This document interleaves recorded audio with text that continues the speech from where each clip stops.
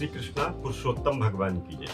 भक्तों, आज हम आपको पुरुषोत्तम मास के 26वें अध्याय की कथा को श्रवण कराने जा रहे हैं। उद्यापन के पीछे व्रत के नियम का त्याग करते हैं। वाल्मीकि मुनि कहते हैं, संपूर्ण पापों का नाश करने वाले भगवान गरुड़ध्वज की प्रसन्नता के लिए व्रत एवं नियम को विधि पूर्वक करना चाहिए। हे राजन, व्रत करने वाले मनुष्य समाप्ति में ब्राह्मणों को भोजन करावे और बिना मांगे जो कुछ मिल जाए उसको खाकर अपने सुवर्ण दान इत्यादि का करना चाहिए। अमावस्या का भोजन नियम पालन करने वाले दक्षिणा के साथ गोदान भी करें। आंवला जल से स्नान करता है, वह दही अथवा दूध का दान देवे। हे राजन, फलों का नियम किया है तो फलों का दान करें। तेल का नियम किया है तो तेल को छोड़ें, तेल का दान करें। संपत्ति से घृतदान करें, आपकी जैसी भी इच्छा है उसके अनुसार घृत का दान करें। दूध का दान करें। हे राजन, धान्यों के नियम में गेहूं चावल का दान करें। हे राजन, पृथ्वी पर शयन करने का नियम किया है तो रुई भरे हुए गद्दे का दान करें। चांदी के सहित अपने सुख देने वाली तकिया का दान करें, सैया का दान करें। वह मनुष्य भगवान को प्रिय होता है। जो मनुष्य पत्र में भोजन करता है, अर्थात पात्र में उसमें भोजन करता है, पत्ते में भोजन करता है, वह ब्राह्मणों को भी भोजन कराए और घृत और चीनी का दान करे। मौन व्रत में संपूर्ण सुवर्ण का दान, घंटा और तिलों का दान करना चाहिए। शपित ब्राह्मणों को, जो सपत्नीक ब्राह्मण होते हैं, उनको घृत युक्त पदार्थ का भोजन करावे। राजन, नाखून और केशों को धारण करने वाले का दान करें। जूता का त्याग किया जाता है तो जूता का दान करें। लवण के त्याग में अनेक प्रकार के रसों का दान करें और दीप त्याग किया है तो पात्र सहित दीपक का दान करें। जो मनुष्य अधिक मास में भक्ति के नियमों का पालन करता है वह सर्वदा वैकुंठ में निवास करता है। तांबे के पात्र में घी और सोने की बत्ती को रख करके दीपक का दान करें। व्रत की पूर्ति के लिए फलमात्र का भी दान देवें। एकांत में वास करने वाले को 8 घंटों का दान करें, अर्थात जो घंटियां होती बजाने वाली उनका दान करें। सुवर्ण के टुकड़ों सहित सुवर्ण का भी दान करें, टुकड़े इत्यादि देवें। और मांस के अंत में जूता और मोदक का दान करें। और जो भार ढोने में समर्थ बैल का दान करें। इसमें बैल को भी दान करने का विधान बताया गया है। हे राजन, संपूर्ण व्रतों की सिद्धि को देने वाला ब्राह्मणों का वचन कहा गया, अर्थात ब्राह्मणों से सुफल के मिलने के लिए पूर्ण व्रत का पालन करते हुए जो मलमास में अन्न का सेवन करता है वह चतुर्भुज होकर के परम गति को प्राप्त होता है। इस श्लोक में एक अन्न से बढ़कर के दूसरा पवित्र कुछ नहीं है।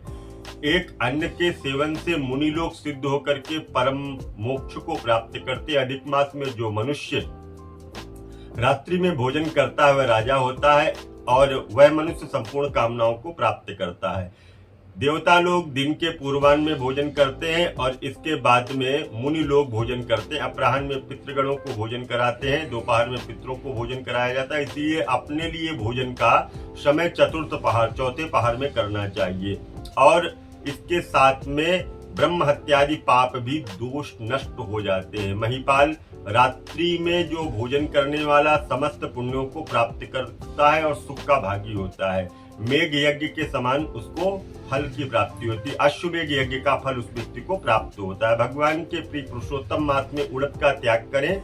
वह उड़द छोड़ने वाला समस्त पापों से मुक्त होकर के विष्णु लोक को प्राप्त होता है। जो पातकी ब्राह्मण होकर के यंत्र में तिल पेरता है, हे राजन, वह ब्राह्मण तिल की संख्या के अनुसार उतने वर्ष पर्यंत तक रौरव नरक में वास करता है, चांडाल योनि को जाता है और कुष्ठ रोगों से पीड़ित होता है। जो मनुष्य शुक्ल पक्ष अथवा कृष्ण पक्ष की एकादशी में उपवास करता है वह मनुष्य संपूर्ण प्रकार से चतुर्भुज होकर के भगवान गरुड़ के वैकुंठ लोक में जाता है और देवताओं से पूजित होकर के अप्सराओं से सेवित होता है। एकादशी का व्रत करने वाले को दशमी और द्वादशी के दिन एक बार ही भोजन करना चाहिए। जो मनुष्य देव विष्णु भगवान के प्रीत्यार्थ व्रत रखता है वह संपूर्ण स्वर्ग को जाता है। हे राजन, सर्वदा भक्ति को प्राप्त करता हुआ कुश का मुट्ठा धारण करता है, कुश वृष्टि का त्याग न करे। जो मनुष्य कुश के मूल में कफ रुधिर को साफ करता है वह विष्टा के क्रम योनि में जाकर के वास करता है। कुश पर्यंत पवित्र कहे गए, बिना कुश के क्रिया व्यर्थ हो जाती है, क्योंकि कुश के मूल भाग में ब्रह्मा, मध्य भाग में भगवान जनार्दन का वास है और कुशा के अग्र भाग में महादेव का वास है, इसीलिए कुश का मर्जन किया जाता है। शूद्र जमीन से कुश को उखाड़े और कपिला गाय का दूध पीवे। हे भूपते, पलाश के पात्र में भोजन करे और इसके साथ साथ शूद्र कुश के आसन पर ना बैठे, जनेऊ को धारण ना करे, वैदिक क्रियाओं को ना करे। यदि विधि का त्याग कर मनमाना काम करता है तो वह व्यक्ति भी पितरों के सहित नरक में चला जाता है। 14 इंद्र तक नरक में वह व्यक्ति पड़ा रहता है। फिर मुर्गा, सुअर, बानर की योनि में जन्म लेता है। इसीलिए शूद्र को हमेशा प्रणों का त्याग करना चाहिए। भूपि शुद्ध ब्राह्मणों को नमस्कार करने से नष्ट हो जाता है। महाराज, इतना करने से व्रत परिपूर्ण कहा जाता है। तो ब्राह्मणों को दक्षिणा देने से मनुष्य नरक के भागी नहीं होते हैं और व्रत में विघ्न होने से आधा और कोढ़ी होता है। हे भूप, मनुष्यों में श्रेष्ठ मनुष्य पृथ्वी के देवता ब्राह्मणों के वचन से स्वर्ग को जाते हैं। हे भूप, इसीलिए कल्याण को चाहने वाले विद्वान मनुष्य उन ब्राह्मणों के वचनों का उल्लंघन ना करें। यह मैंने उत्तम कल्याण करने वाले, पापों का नाश करने वाला और माधव को प्रसन्न करने वाला, मन को प्रसन्न करने वाला यह रहस्य आपसे कहा है। इसका नित्य पाठ करे। हे राजन, जो इसको पढ़ता है अथवा सुनता है वह उत्तम लोक को जाता है और जहाँ पर योगीश्वर श्री हरि भगवान का वास होता है। तो हमने भक्तों आज आपको ये जो पावन कथा 26वें अध्याय की श्रवण कराई है। अगर आपको किसी भी प्रकार का कोई पूजन पाठ या अनुष्ठान से संबंधित कार्य पूछना है, या बहुत से मेरे भक्त जो YouTube के माध्यम से मेरी कथा को श्रवण कर रहे हैं उनके भी फोन आते हैं, गुरुजी दक्षिणा कैसे भेजें।